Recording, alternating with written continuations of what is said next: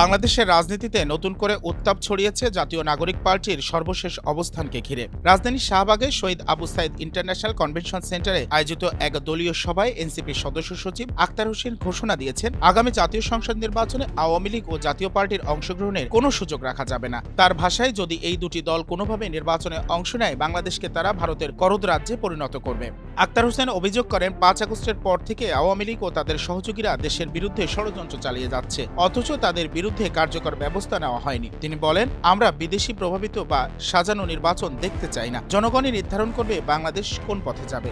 এনসিপির দাবি, ঐক্যমত কমিশনের আলোচনায় তাদের অবস্থানের কারণে জুলাই সনদের বাস্তবায়ন ইস্যুটি এখনো আলোচনায় আছে। আক্তার হোসেন বলেন, জুলাই সনদ টিকে আছে এনসিপির দৃঢ় অবস্থানের কারণে। এই সনদের আইনি ভিত্তি দ্রুত তৈরি করতে হবে, যাতে সাংবিধানিক সংস্কার কার্যকর হয় এবং গণভোটের মাধ্যমে জনগণের মতামত প্রতিফলিত হয়। তিনি সতর্ক করে বলেন, যদি জুলাই সনদকে কাগজে দলিলে পরিণত করার চক্রান্ত হয়, জনগণকে সঙ্গে নিয়ে আমরা কঠোর সিদ্ধান্ত নিতে বাধ্য হব।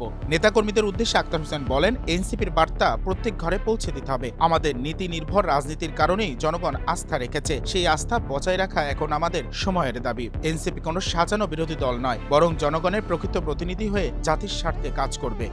শাহরিয়ার রহমান, জনকণ্ঠ।